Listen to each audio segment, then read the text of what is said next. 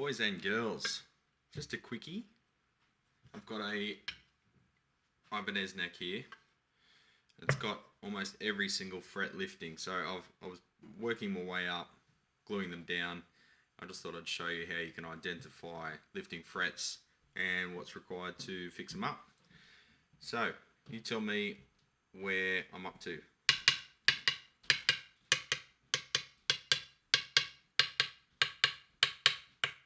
Thud. Hear the difference there? Some are still pretty well seated, but they're the odd ones out. The majority of them were lifting usually on the ends. That means you can't hone them, because when you're going over them with the hone, they just dip down and pop back up again afterwards. So you can only set the guitar up so good. You lose sustain, it sounds crap, you get buzzes. So what's required, you can either pull out all the frets and refret it.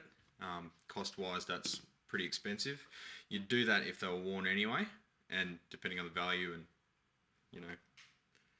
owner's appreciation of the guitar. On this one, to save money, we're gluing them back down, and then we're going to give it a hone. So we're up to there.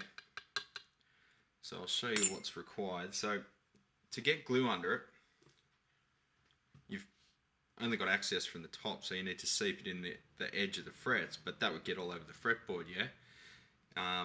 The glue we use is super glue, cyanoacrylate, technical term, CA, and a very thin one. It's almost like water thin, if not thinner. So it can actually wick down into the tang of the fret and hold it down while we clamp it in the press here. The press has got a radiused little brass insert in the coil here, and that matches the radius of this particular fretboard. And we hold it down. I've got a little weight that I put on it while the glue dries, just to be sure. It only takes about 30 seconds, but I'll leave it for a minute just to be sure. And this glue would stain the fretboard. It would leave a residue on there, and it dries pretty quick. So what we've got to do is use a wax. Now this is meant for furniture, but it's basically just a finishing wax for joinery, but it's unfragranced. They have a lot of them that are like, rose flavored or lavender or whatever. This one's just the plain unflavored. Trust me, I've tasted it. So I just get a little bit of that on my finger,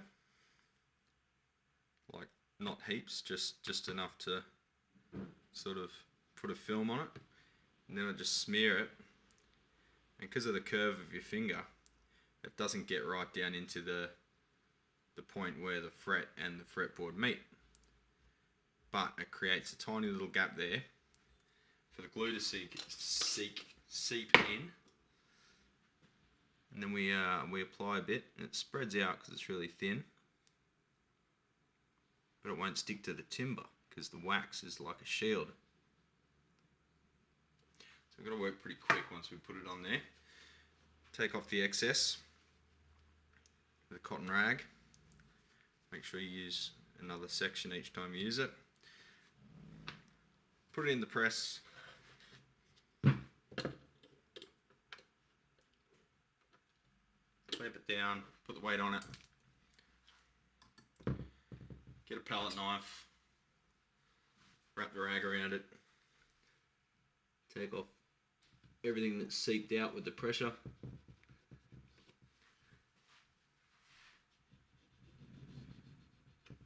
Leave it for about a minute, and then move on to the next one.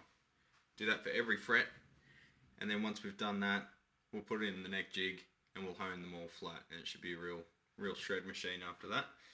Got to clean up the excess wax, give the fretboard a polish and oil, and just if there's any little bits of glue residue left over, just clean them up with a sharp chisel. So there you have it. Pretty time consuming, but at the end of the day, it's a lot quicker and cheaper than doing a full refret. So thanks for watching, champions.